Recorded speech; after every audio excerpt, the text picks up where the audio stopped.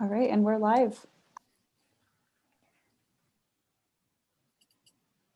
Oh, I'm opening something here. Hi, and welcome to Pieces de Resistance, an extraordinary benefit series celebrating Alaska Quarterly Review's 40th anniversary. I'm Heather Lendy. You can join us most Sundays now through April for live online readings and conversations featuring exceptional new, emerging, and established poets and writers who've been published in AQR. The series is hosted by the Anchorage Museum at the Rasmussen Center. And while all of the events are free, AQR, like many literary journals these days, could use your help. So please consider a donation. Also, Alaska lost one of the brightest stars of the northern sky this week with the sudden death of essayist, creative writing teacher, and AQR and Orion contributor Sherry Simpson, author of The Way Winter Comes and the Dominions of the Bears. We're poorer without her, but richer because of the essays she left for us. Sherry was of Alaska and Alaskan, and her smart, honest writing always came back to figuring us out, and especially focused on her outdoor adventures and the spiritual connections of all living things. Maybe we would do better by bears and by ourselves if we stopped insisting that they carry the burden of symbolic wildness, she wrote. If we stopped mentally exiling them into some hazy notion of wilderness out there and started acknowledging that they have always physically, mentally, and sometimes spiritually been here among us. Condolences to her husband, Scott, and many friends and current and former students. Now I'd like to introduce Ron Spatz, the co-founder and editor-in-chief of Alaska Quarterly Review, a professor of English at the University of Alaska. Ron is a former National Endowment for the Arts Fellow and the recipient of 2 Alaska Governor's Awards and a contribution to Literacy Award from the Alaska Center for the Book. Under his 4 decades of leadership and vision, Alaska Quarterly Review has created strong connections between our state and the larger literary community in the US and abroad, as we'll see today. And AQR has been influential in supporting new and especially emerging writers, as well as presenting works that include a rigorous questioning of larger social issues. Ron? Oops. Can we hear you, Ron? We may not. Oh, here he comes. Okay. Hey, thank you. I have a little technical glitches with my computer. Thank you, and welcome everyone. This event is being recorded and will be available on Alaska Quarterly Review YouTube channel. All the events will be there all the way from the October 4th to May 2nd. Before we begin, I'd like to make a few announcements and acknowledgements. Alaska Quarterly Review gratefully acknowledges the Anchorage Museum for hosting and providing technical support for this event, and Web 907 for its web support, and the Center for the Narrative and Lyric Arts, Alaska Quarterly Review's 501c3 umbrella organization, which makes this event possible. I also want to make a land acknowledgement. Alaska Quarterly Review recognizes the indigenous land on which all Alaskans live. Alaska Quarterly Review is located in Anchorage, and Anchorage is Dena'ina homeland. Dena'ina is the language spoken by the traditional, present, and future caretakers of this land. Land acknowledgements opens a space with gratefulness and respect for the contributions, innovations, and contemporary perspective of indigenous peoples, and marks our collective movement towards decolonization and equity. Now to begin, Heather Lendy will introduce today's featured writers, Dina Nayeri and Celeste. Heather is the author of 4 books of nonfiction, all published by Algonquin. If you lived here, I'd know your name. Take good care of the garden and the dogs. Find the good which is this year's Alaska Reads book, and her recently published book, Of Bears and Ballads. Heather? Oh, I'm really excited to hear from the two authors that we have today, really two of the finest writers in the world. Dina Nayeri is a much acclaimed Iranian American novelist, essayist, and short story writer. She was born in Iran. Her mother was a doctor and her father a dentist. When she was a child, the family fled to Dubai under the threat of execution due to her mother's faith. They stayed there for 10 months as undocumented immigrants and waited another 6 months in a refugee camp near Rome before they were granted asylum by the United States when she was about 10. Here, she said, "We were taken to Oklahoma and suddenly the realization hit that we have nothing. We have no place in society." That experience influences all of her work. She's the author of the novels A Teaspoon of Earth and Sea and Refuge. Her memoir, The Ungrateful Refugee, was a finalist for the 2019 Kirkus Prize, the Los Angeles Times Book Prize, and her essay of the same name was one of the most widely shared 2017 long reads in The Guardian. She was a 2019 Columbia Institute for Ideas and Imagination Fellow. Her awards include a 2018 UNESCO City of Literature Paul Engle Prize, National Endowment for the Arts Literature Grant, and an O. Henry Prize for a story that first initially appeared in Alaska Quarterly Review, where her other stories and essays have also been published. Her work has also appeared in the New York Times Magazine, the Los Angeles Times, the New Yorker, Granta, and many others. Dina currently lives in Paris, and she is speaking to us today from France. I'll let her explain that. Celeste Ng is an American writer and novelist. She was born in Pittsburgh, where her parents moved from Hong Kong in the late 60s. Her father was a physicist at NASA, and her mother was a chemist. When she was 10, they settled in Shaker Heights, Ohio. She studied English at Harvard and has an MFA from the University of Michigan. Her first novel, Everything I Never Told You, was a New York Times bestseller, a Times Notable Book of 2014, Amazon's #1 best book of 2014, and the winner of the Asian Pacific American Award for Literature. Of the literary thriller set in 1970s Ohio, Celeste says she drew on her own experiences as well as those of her family and friends. Her short stories and essays have appeared in the New York Times, The Guardian, and many other publications, including, we're proud to say, AQR. She is a recipient of a Pushcart Prize, a fellowship from the National Endowment for the Arts, and a Guggenheim Fellowship, among many other honors. And her widely popular second novel, Little Fires Everywhere, is a riveting suburban family saga of race, privilege, and motherhood set in Shaker Heights, and has been made into an acclaimed Hulu miniseries starring and produced by Reese Witherspoon and Kerry Washington. And Celeste also serves as one of the show's producers. She is known for her generosity in championing emerging writers, and particularly Asian American women. She says her drive to share her good fortune with her peers comes from her own early career uncertainties. "I know something about what it's like to be an Asian American woman who's trying to get her voice out there with a debut novel," she said, "and it can be a hard sell." She lives with her husband and son in Cambridge, Massachusetts. And we're going to start today's reading with Dina. Hello, thank you so much. That was wonderful. Thank you so much, Celeste, for joining me here. And I have to say, I have been reading Celeste for a long time, and I'm going to be adding you to the list. Very excited to be here with all of you. And so I want to thank Ron, because I will maybe in the Q&A section say a little bit AQR's impact on my life and on my writing career, but it has been huge, and Ron's editing guidance has been really helpful to me. So I'm just going to go ahead and get started here. I'm going to set a timer for myself.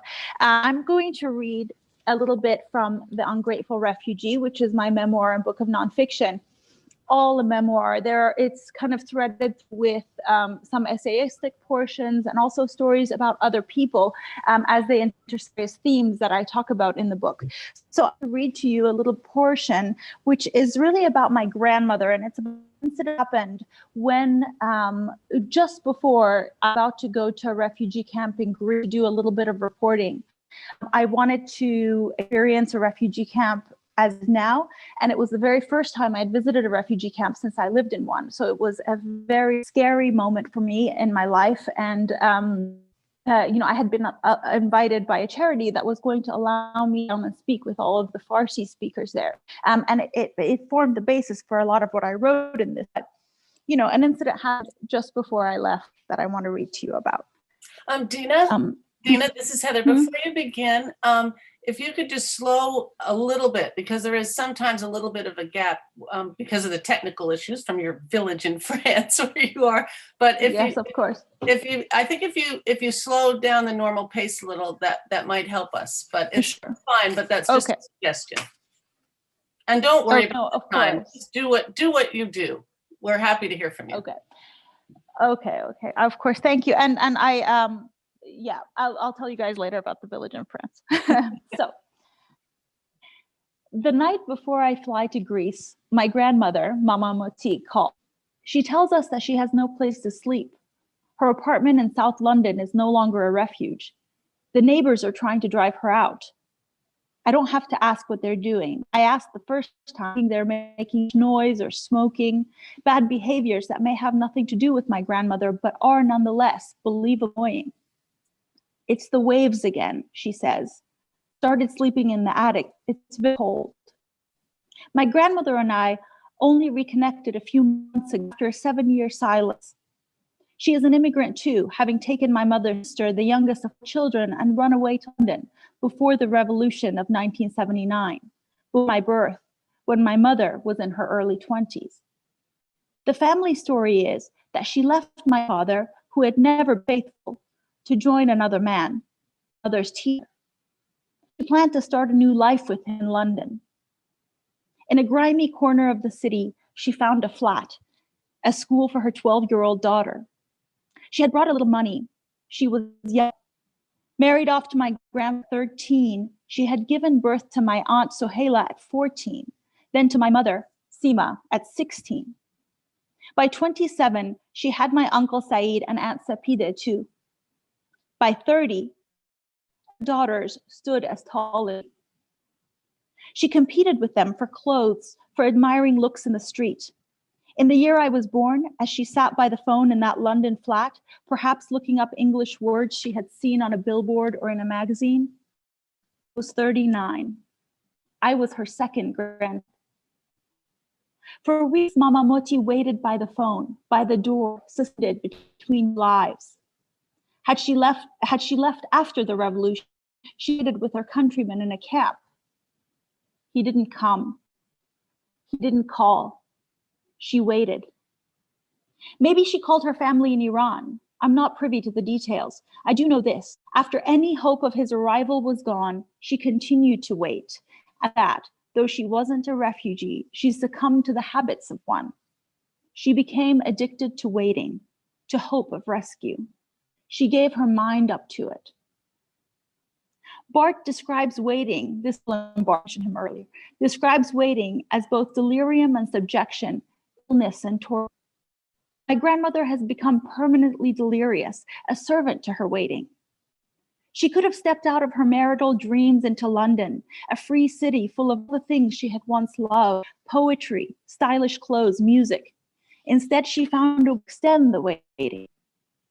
She took the name Emma, the first of 1,000 small adjustments to make herself palatable to the English. She styled herself the English way, fine-tuned her accent. It isn't anymore, but something in between and very fine. She found a church in a well-to-do neighborhood. It wasn't so well-to-do. It didn't have a lot of immigrants. She decided then and there that she wanted nothing to do with the past. She didn't want to be defined by divorce or by displacement. Certainly, she didn't advertise that she had been a child bride to an almost child groom, less grotesque, but no less traumatic. On Eva Moti's wedding, she knew nothing of sex, not even that it existed. They told her if not married, she could wear high-heeled shoes, and that's all she knew. When she felt her first moving, she thought it was a snake. Then she met Christopher in a singles group, or maybe it was a parents group. Must have smiled, paid her a compliment. He took her hand and told her to be strong, not realizing the frailty of her immigrant heart. Somehow in that hour, sorry. Can you hear me? Where was I? Oh, in that hour, Mama Moti heard God's voice, a promise. He told her that she would marry this man, that they would have a new life, that all her scattered children would be brought together again in a great house in London where she would serve the best Iranian dishes on antique Wedgwood, where well-heeled daughters, thin and elegant, would serve, where still married husbands, having not wasted their hard-won Ivy League degrees on middling writing careers, sit at her waiting for wisdom. Bring her melon and mint in a glass with a long. In my fantasies, Mama Moti is always asking for a long spoon. Probably a fragile memory. I work it back in this way or that. All she had to do was trust and wait. Nowadays, actually, can you guys hold on one second? Sorry, I'm going to remove headphones and put in a charger because I just got a warning of the amount of charging. Is that okay? Can you still hear me? Yes, we can still hear you. Okay, Thank you. That's not. Like Bart's waiting, she sees Christopher in the street, in the faces of passers-by. Later, she cries that the man who glanced up from a newspaper in the park and who held to the supermarket was her betrothed, waiting for her to acknowledge him. But she had forgotten his face, and so she has failed. He is disappointed, heartbroken. Each morning, she sits in a park stricken with unreality. She writes poems, letters, family histories. She signs them Emma and mails them to him. He never writes, but they aren't returned either. Someone collecting them, these precious family stories, my inheritance. Wish I knew Christopher's last name so I could search for that. He is married now. Maybe he has moved or died. She waited for Christopher for roughly 3 decades. How many times she fantasized about the house, the dinners, the return of prodigal children. She experiences the waiting no less urgently than those in camp, though hers is invented. She lives in it still.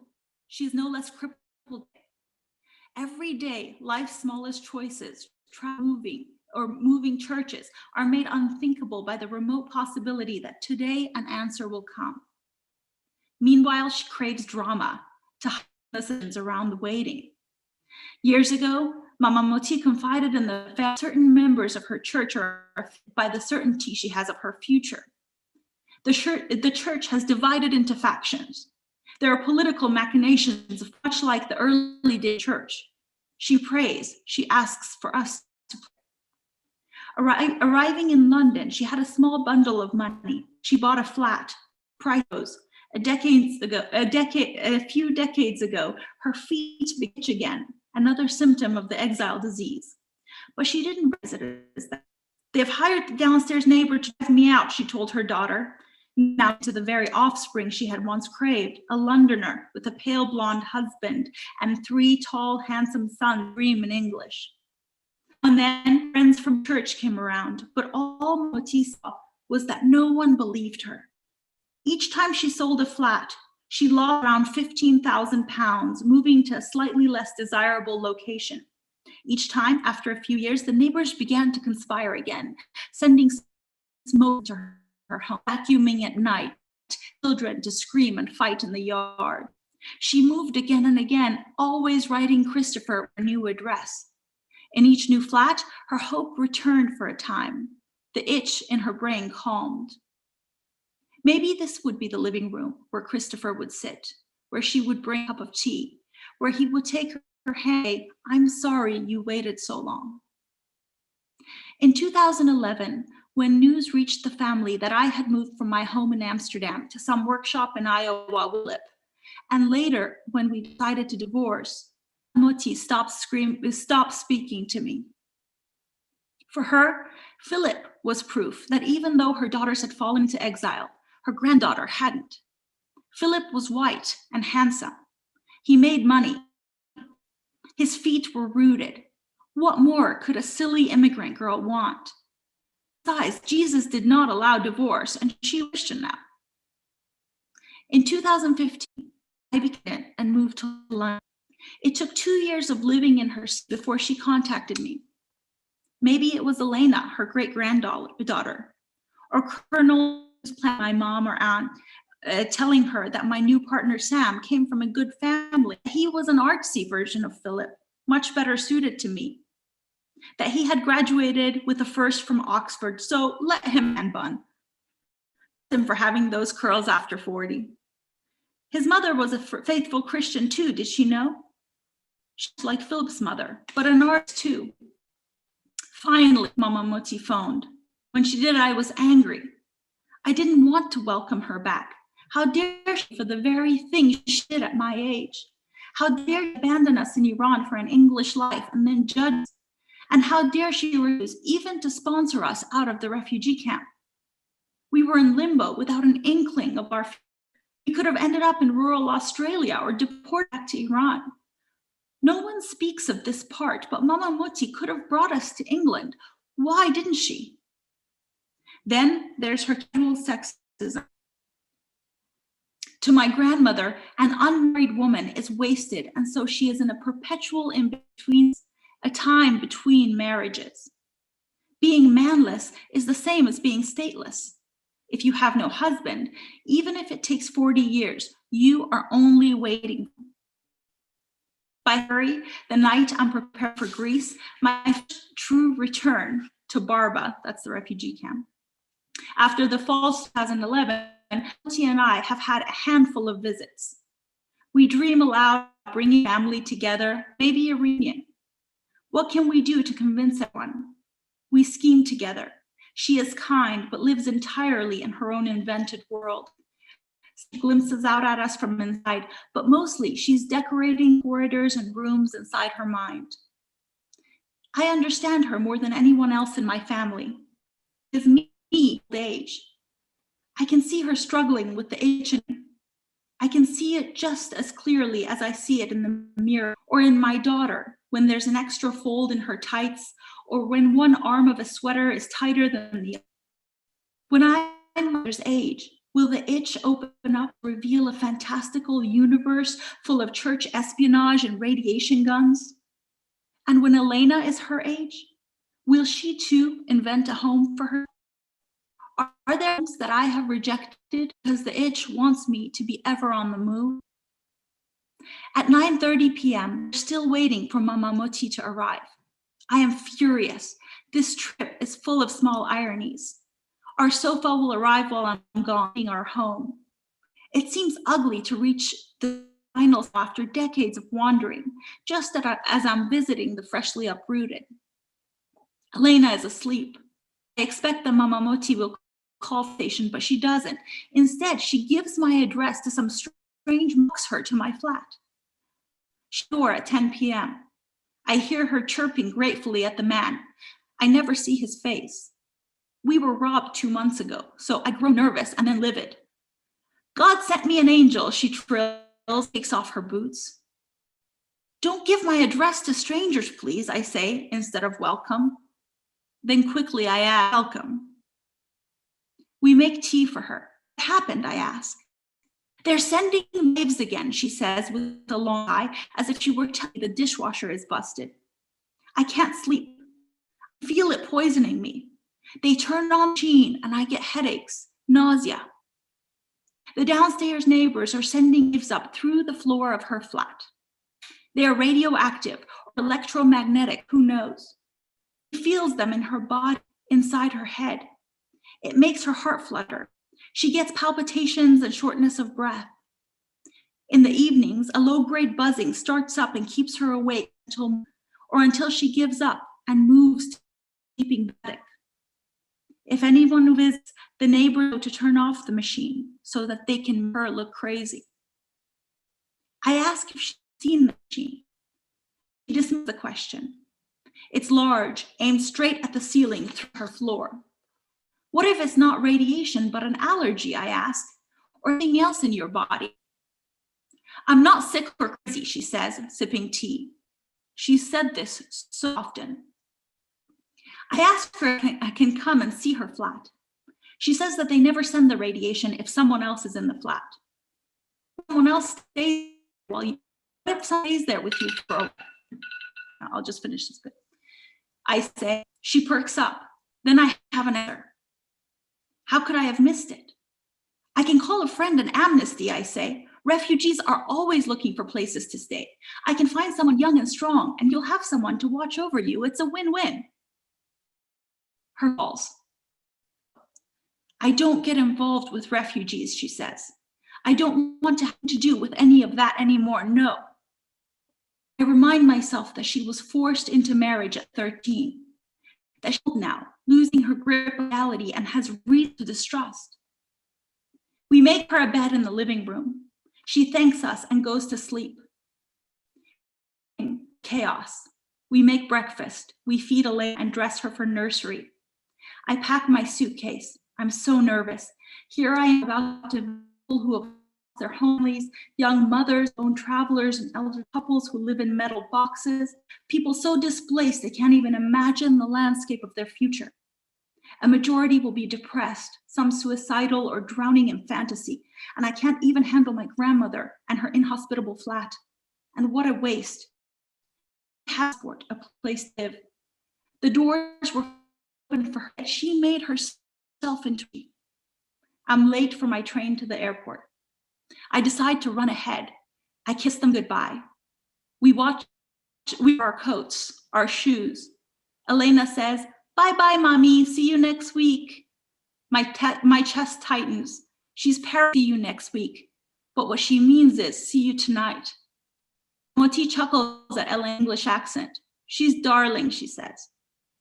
As I'm leaving, I see Moti struggling with her boot. She leans against the wall, taps her purse, checking for something. She says, Dina June, bring me a long spoon. I freeze. Then I run a dinner spoon. She plunges it into her boot like a shoehorn. Thank you. Thank you. You know, that was phenomenal. I've been such a fan of yours for such a long time, and it's such a delight to get to read with you together, even in this virtual way. Thank you. Thank you so much to Ron and Heather and the Anchorage Museum and AQR for bringing all of us together. I'm going to read just a short bit of actually the story that I had that was published way back in 2008 in Alaska Quarterly Review. It was one of the first short stories that I ever had published, and actually was one that I began when I was in grad school. And I think that speaks a lot to AQR's sort of commitment to trying to encourage beginning and emerging writers, which I definitely was when they took the story, and I still feel like that now. So I'm still very grateful to the magazine. The story is called B and B. In the summer, she misses the chalk. Pink chalk is a treat. Dissolving on her tongue with a sweet, effervescent hiss she can feel on the back of her throat. She imagines it resembles champagne, almost fruity, floating against her palate.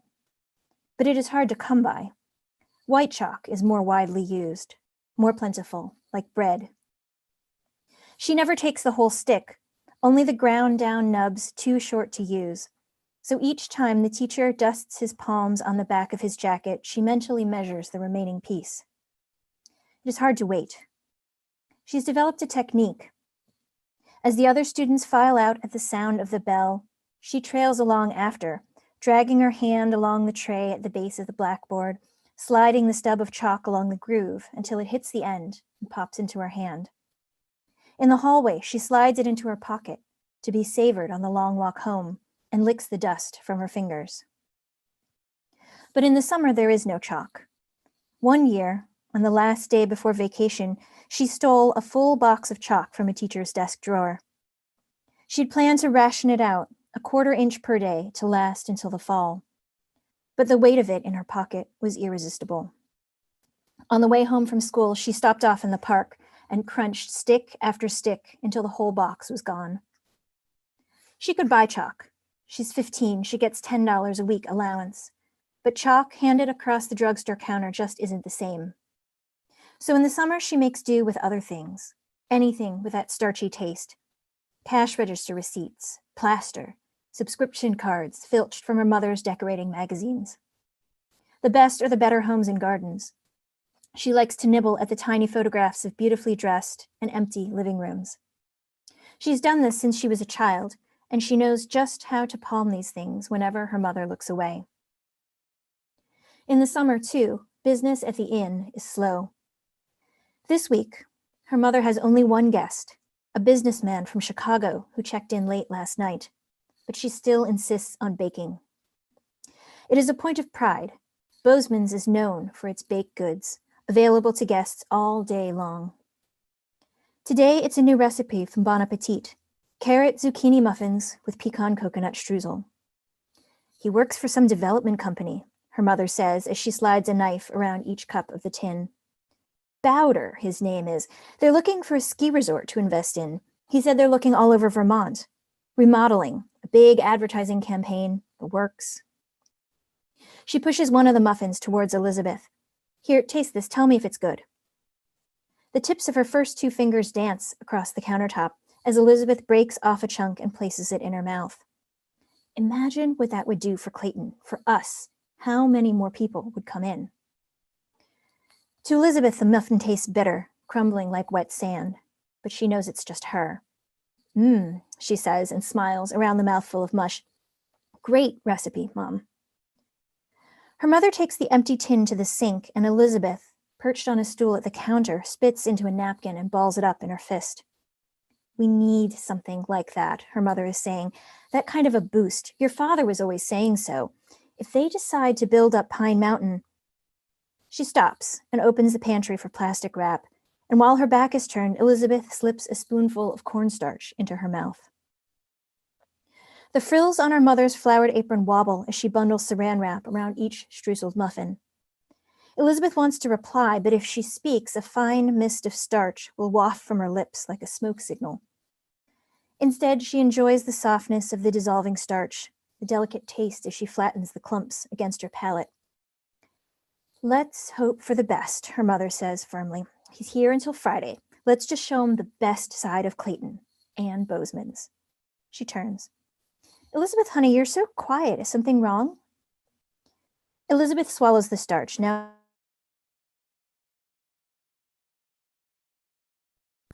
her mother wipes her hands on her apron, a shred of plastic wrap clinging to her wrist. Then she turns back to the muffins and begins to place them into a ribboned wicker basket. I just hate to see you looking so blue, honey, she says. Then, is it a boy? Elizabeth says nothing, licks starch off the ridges of her teeth. No, Mom, she says. No, it isn't a boy. Monday afternoons, her mother tends the front garden, watering marigolds, pulling crabgrass from around the sign that reads Bozeman's, a family inn. She won't change the name, even though for 5 years, since Elizabeth's father died, it's been just a family of 2. It's better for business, she always says. Elizabeth goes for a run while her mother works. She jogs down into the town where most of the kids from school live. She circles the high school itself, its parking lots empty, its fields dry and brown. On the way back, she takes the long way, through the west side of Clayton, down the leafy street where she knows that Jessica lives. Last year, Jessica sat next to her in health class. When the teacher assigned them as project partners, alphabetically, Bozeman, Butler, Jessica didn't complain about getting the new girl who just transferred up 2 grades. Like everyone else in class, Jessica is older, but she smiles at Elizabeth, tells jokes that make everyone, even the teachers, laugh. Once, Jessica lent her a purple pen, and instead of taking notes on the 4 food groups, Elizabeth placed the chewed cap in her mouth, fitting her teeth into the grooves Jessica had made. Jessica is 17 and will be going to college in a year. So will Elizabeth, but that fact does not seem real. When she thinks of Jessica, this is what she remembers. Last October, picture day. In the bathroom, girls shadow eyelids and mascara lashes. Elizabeth stands pigeon-toed in the corner by the sinks, and Jessica turns to her and smiles. Forgot your makeup? She says. Here, use mine. And she hands over a slim black tube of lipstick. Elizabeth has never done this before, but she turns to the mirror, glides the stick across her lips, smudges the stain by pressing her lips together, the way her mother does when she's angry. Thanks, she says, and hands it back. In the mirror, her reddened smile and Jessica's are identical. She licks the corner of her lips and tastes dark summer plums. But the pictures come out badly. In each shot, her eyes are somewhere else, her lap, her hands to the side of the frame, as if her attention lay just outside the picture, or as if she heard the footsteps of someone, sensing something illicit. On the way home, she rips the photos into shreds and places them scrap by scrap into her mouth, until the envelope is empty and the roof of her mouth is shriveled from the bitter developer. The next week, she'd slipped her hand into Jessica's bag and palmed the lipstick.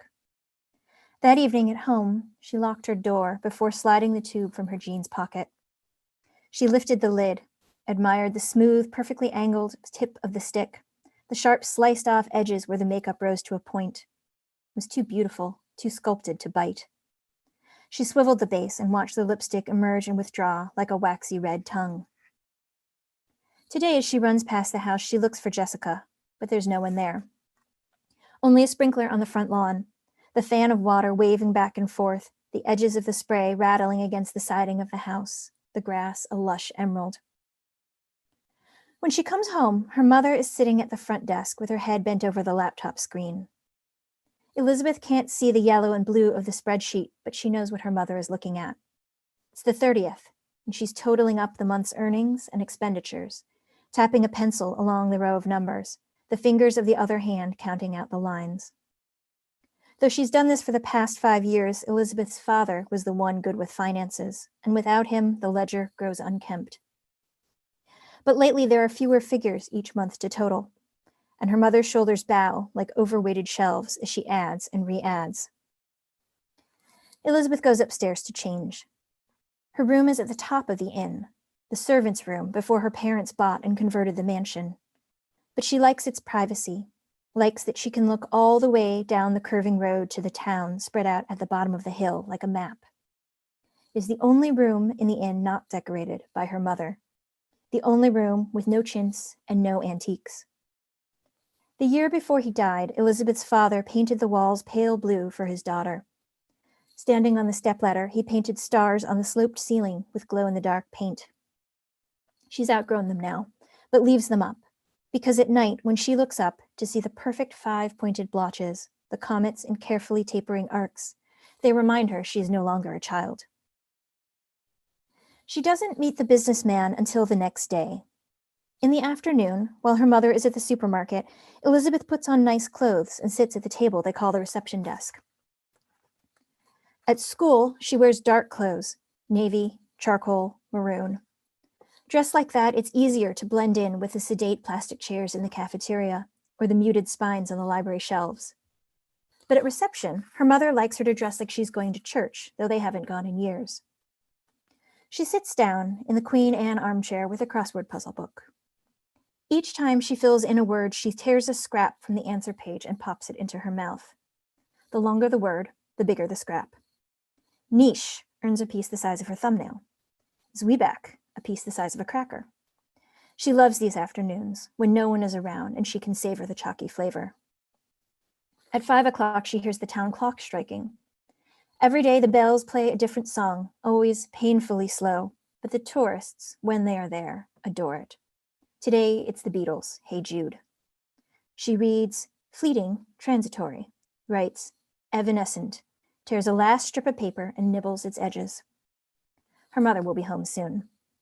She's about to put it in her mouth endwise like a piece of gum when the businessman comes in. Elizabeth slides the paper between her fingers as he smiles, showing his teeth.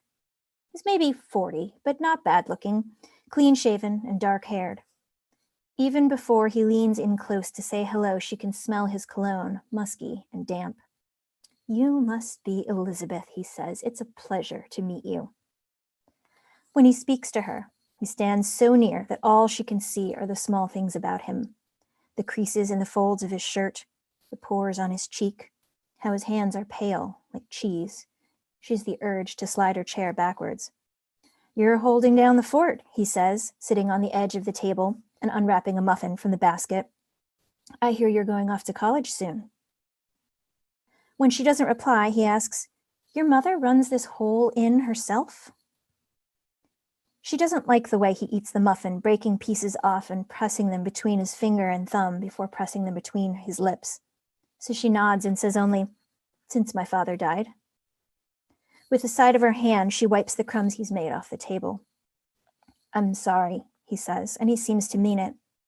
She feels his eyes rest on her, heavy as marbles. "Are you having a nice stay in Clayton?" she says. "It's a nice town," he says. "Nice scenery, nice people. Could do with a bit more business. I bet you could too." She nods. "Well," he says, "maybe we can do something about that." Elizabeth's mother comes in with a bag of groceries in each hand. "Oh, Mr. Bowder," she says, "I see you've met Elizabeth. I hope she's being helpful." "You've a very charming daughter, Mrs. Bozeman," he says. "We were just talking about Clayton and whether we could get more people to your lovely town." He stands up and gives her mother a smile, but this time his lips stay closed. "I've got to wash up before my dinner meeting. It was lovely meeting you, Elizabeth." He goes into the front hall, and Elizabeth hears his footsteps on the stairs. Her mother takes the bags into the kitchen. "Such a nice man," she says. "Chicken for dinner, is that all right for you?" Elizabeth waits until she hears the sizzle of oil in a hot pan before she uncurls the strip of crossword puzzle from her fingers. It holds its shape like a fancy butter cookie. As she touches her tongue to it, the businessman emerges from the front hall. She can't remember being caught before, not even when she was a child, and with her thumb, she thrusts the entire curl of paper into her mouth. But she can tell by the way he pauses in the doorway that he's seen. "Did I leave my pen?" he says. He scans the desk, then pats his pants pocket. "Oh, here it is." He smiles at her too broadly. She tucks the paper behind her molar, the way she sometimes does in class, and tries to smile back. When he leaves, she fishes it out and finds it has gone soft as oatmeal. Wednesday morning, she'd like to run again, but this is her mother's busy day, farmer's market and antique fair. Elizabeth puts on a skirt, a flowered blouse. It's the kind of blouse Jessica might wear, and on impulse, she takes Jessica's lipstick from the back of the underwear drawer. She hasn't used it much since taking it, so the tube is almost new. The maroon just matches the centers of the flowers on her blouse, and she colors her lips carefully, outlining the edges with the tip before filling in the center with 2 broad swipes. She's sitting at reception again when the businessman arrives in mid-afternoon. "Here again," he says. He unwraps today's offering, double chocolate chunk cookies. "How come you're not out with your boyfriend on a nice day like this?" "I don't have a boyfriend." "What? A girl as pretty as you with no boyfriend?" He swallows a bit of cookie and reaches across and squeezes her hand. "Don't worry, Elizabeth. Do you want to hear my theory about boys?" What she wants is to pull her hand back, but he's holding it tight, and when she tugs just a little, he doesn't loosen his grip. Instead, she studies the guest register where his name is signed in green pen, Jack Bowder, Chicago, Illinois. "Ever been to a party," he says, "where there's a bottle of soda sitting out on the table? That's what girls are like. Everyone just mills around looking at that soda, but no one wants to open it. But once the bottle's open, everyone wants a cup. That's what boys are like. Meet one, and they'll all come running." He lets go of her hand, crumples the plastic wrap, and sets it on the table. She looks at him out of the corner of her eye, but she can't make out if he's smiling or serious. "I've got another dinner meeting. Tell your mother her cookies are delicious." He winks at her and leaves. When he's gone, Elizabeth rubs the back of her hand against her jeans. The ball of saran wrap slowly uncurls itself, its sound almost inaudible in the silent room. I'll stop there. Thank you. Oh, thank both of you very much for that. And in the time remaining, we'd love for you to maybe chat with each other a little bit about some of the, where we are now and why our writing matters, especially in this time. And from your perspectives as writers and children of immigrants, or in Dina's case, an immigrant herself.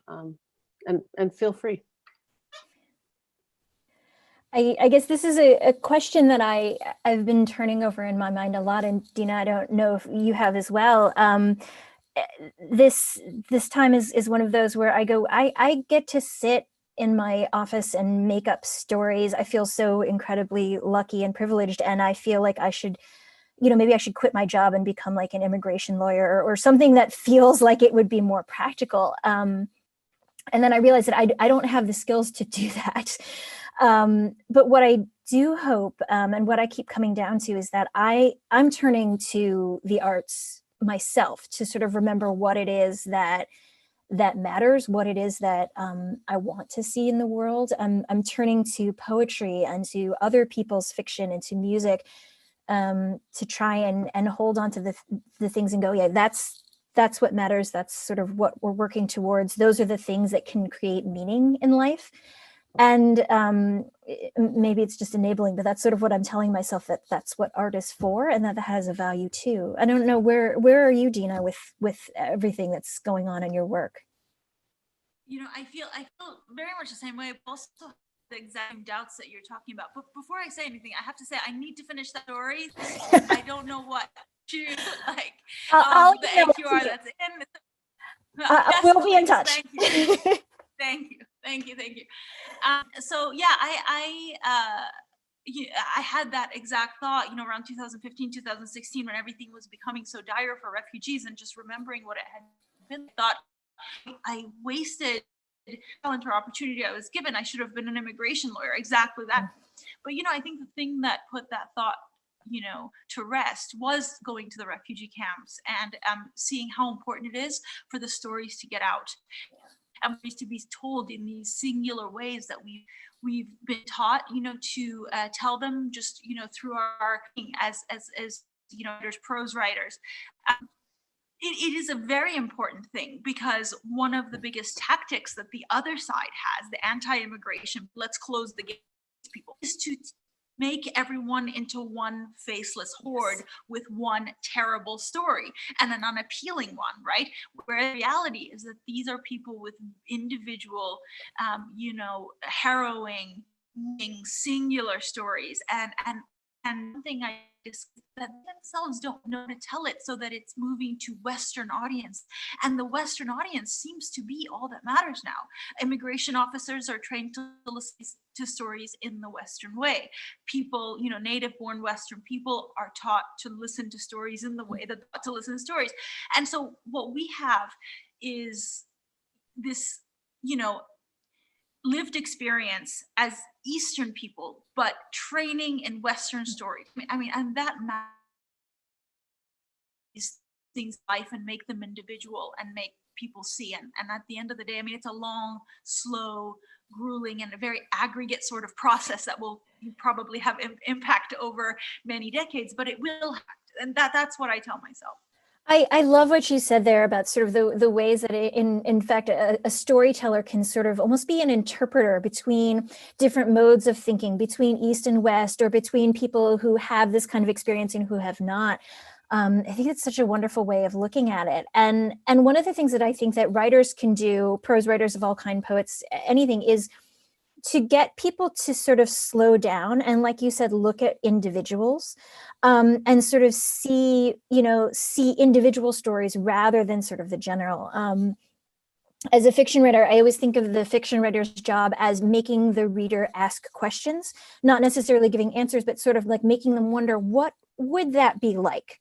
I think that writing is really wonderful because in some ways it's one of the few forms where you can really make someone hear someone else's thoughts, or feel what they're feeling in some ways.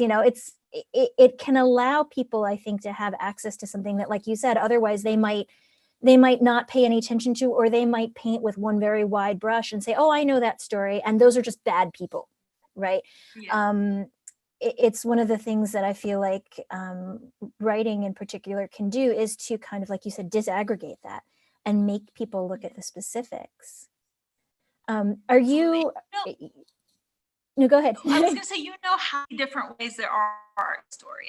There really, truly are. You have one thing that happens and it can be made into 50 different works of art, and so that choice is really, it's important how it's shown to the world. There was this, I have to tell you this anecdote. There was this immigration lawyer who I talked to in the Netherlands, whose clients were mostly Iranian, and he told me, it takes so much work to tell stories to asylum officers. And one of the reasons, because he said, you ask an Iranian to tell, and they don't start at the beginning of the story, and they don't even start, at the moment of their own birth. They start at the beginning of the universe. That's how Iranians tell stories. And he's like, how do you program people to tell their stories so they don't sound like they're lying? But I think it's become kind of second nature, the way we tell stories. And I think we sometimes lose sight of the fact that has taken skill and training, and it has value. But it does, absolutely. I feel like that could be true of the Chinese as well, that the past is always sort of there running alongside the present. And I realize that it influences my fiction. But like you said, to be able to kind of mediate between those worlds, I think has a real value, not just in terms of, communication, but really in terms of just making people feel like we are part of a larger community, and thinking about sort of like the larger context of that. Yeah. Absolutely. Yeah, I agree. I'm curious, Dina, to know, are you writing now, or are you reading? Like, what are you working on, and what form is work taking for you right now? Well, right now, what, pandemic has been such a, I honestly, as a writer, I'm sure, I don't know if you thought of this too, but at the beginning I thought, well, lockdown, this won't affect me or my work so much because it's so at a desk and, solitary. But in fact, it took me down different avenues just simply because I was so full of uncertainty and fear. And there were certain things that just kind of stopped. Like I was no longer, and also I wasn't able to go out there and collect stories from other people in the same way that I used to. So different forms just to let out some steam. I wrote a play, my first play. I tried writing a screenplay and have absolutely new back for that because I thought it would be easy. It was not easy. It was, and I kind of had to shift a little bit also of what sort of things I write about from my own life, the fiction nonfiction balance, just because there's just different things that are pulling at during a lot of it. But I'm working on a book and it's called Who Gets Believed, and it will come out in about 2 years, a year and a half, 2 years, who knows. But it goes beyond the whole refugee situation, as my last book was, to the issue of stories and credibility and whose stories matter in this world, and that's it's really important to me. Really also very important for me to try to help people understand how the thing that happens to refugees is not just like in its own little bubble. It affects the way we look at the vulnerable in many situations, and it kind of bleeds up from there for you. Oh, that sounds fascinating. And that's such a big, and I think such an important issue, that idea of like sort of who gets the benefit of the doubt, who gets the quote unquote airtime to get to tell their stories in the first place, whose stories get picked apart and whose stories just get believed right at face value. And it cuts across so many lines. That's fascinating. I can't wait to read that. But are you going to give us another fabulous novel? I'm working on it. I think like you, I found that the pandemic at the beginning, all of my writer friends and I were like, well, we have been training for this. We are used to staying at home, staying in our offices, not seeing other people. They're like, we've got all of the skills to survive the lockdown, right? Going without social interaction. We don't get bored. We'll be set. And then like you, I suddenly realized that, the outside world, that membrane between you and the outside world is porous for a reason. I was finding that I just needed, I guess, sort of novelty. I needed to feel like I was part of the world in order to be writing about it. And so it's been a little bit of a struggle for me, as I think it has been for you and everybody. But I'm trying to get back to the page because I realized that all of the sort of anxieties that I was feeling, that everyone in the world was feeling and sharing about what is happening and where are we going to go from this, and what kind of world are we going to try and make on the other side of this? How are we going to get there? And then what are we going to try and do?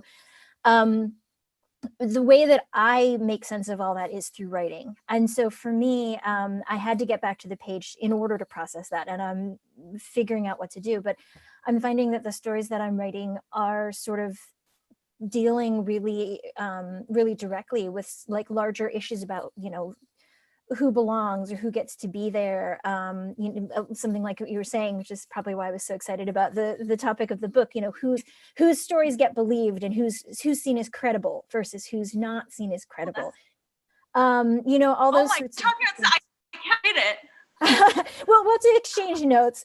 But I feel like these are issues, these are big issues that we as a society, and I mean like the whole world, not just even Americans, but everybody, we're grappling with these. And I guess maybe the role of artists and writers in this is to try and help us sort through what we think and to get us to sort of consider aspects of those questions that we hadn't before. So I'm very, very slowly working on a novel. I was supposed to go to Europe to do research like right now, which is obviously not happening. And so instead I'm trying to do reading, and I'm trying to sort of imagine my way through some of what I'm writing about. So we'll see what happens. Oh, that's exciting. I think that we are all going to get a lot more creative how we get our, because you're right, you can't go and experience it in the same way anymore. But if there's anything about writers, is that the nation will fill in all of Exactly. those. Yeah, I have to tell you, Celeste, this is kind of a fun little tidbit about, because as you were talking about this, I remembered how there is just so much overlap in themes of the sort of things that we write about. And it reminded me of the very time I actually came across your work. I was pregnant and at the Bogliasco Foundation fellowship, and someone had left your novel in my room. And I started to read it, and and I was so frustrated because I wasn't able to write because of the pregnant brain, and I was kind of by myself there. My partner wasn't, but I started to read it, and I started to kind of skip out of dinner early so I could read more and more and more. And and I finished it, and it was one of the things that helped me kind of boost again, because the experience of this girl in your novel was so familiar, just being an outsider in middle America, which is exactly what happened to me. So it was just this moment of being able to, and then 2 months later we were both in the same class for National Endowment for the Arts. So I said, that's right. Okay, Celeste Ng, that's right. Then I said, she's on my list forever. Well, and likewise, I've been a fan of yours for a long time. So that just makes me so happy. I'm so glad to hear that. And this is a nice thing, I think, also about writing, is that you don't know who you're reaching, and yet other people are reaching you. And then at a certain point you find out, you're like, oh, we're actually friends, even though we've never actually met each other. We're friends through our work. And that's kind of wonderful. So, well, and I think that there is something, like, I think one of us, I think probably you, write a novel of these Ivy League colleges and being someone from another country, from another class. I wish for a novel about poverty in the Ivy League and all of that stuff. So if we had like 3 hours right now, that's one thing I want to talk to you about. Is this space in America and how they still really do exist. They just separate into these little, absolutely. I feel like this could be our pandemic writing project. We could just like kind of get together and like jointly write the novel together. This book that I totally agree needs to come out. I was actually just talking with a friend about this morning, the sort of weird experience of being at sort of like an Ivy League college and yet not coming from the sort of background that many people come from. And what I said to my husband was, I feel like I learned a lot. I'm not sure those were the things that the university intended to teach me. But yes. I was like, I feel like that was a really different kind of education, and one that I'm still mulling over at this point. So we'll what did you feel like? I mean, I would love to know your experience of that, not being. Yeah, I mean, I came from like a pretty like solid upper middle class family. Like we had enough money. We were never worried about being hungry. Like I was really fortunate in that way. But like my parents were the first in their families ever to go to college. They were immigrants. I did not have, we did not have staff at my parents' house, right? Things like that, weird experiences where I was like, oh, a lot of people here have had a very, very different life than I have. And you see the world in really different ways. And the things that to me seem obvious and self-evident and maybe important are completely different from the things that many other people saw. And it took me a really long time to kind of feel like I could find steady ground on which to kind of place my feet. And until I found the friends that I felt like I actually had connections with, and a lot of them tend to be people who came from a similar background. And so, yeah, this is something that I feel like we need to have a whole separate Zoom call to chat about. Exactly. It's such a rich, fascinating thing. And it I don't know, it speaks to so many things I feel like that are cutting across our world today. Oh, absolutely. I mean, I just saw so many echoes of this, like my college, so many echoes of it in your work. I just wanted to ask, but yeah, I hear you. Absolutely. And it's a weird experience too, of having to explain where you come from and like why you think the way that you are thinking, right? And to feel all the time like you're like, I don't belong here, which you already feel. I think if you are, one of the first in your family to go to university, there's always that feeling of imposter syndrome. And when you add on to that, being a child of immigrants or being of a different race or culture, being all these different things, it becomes a very complicated kind of soup.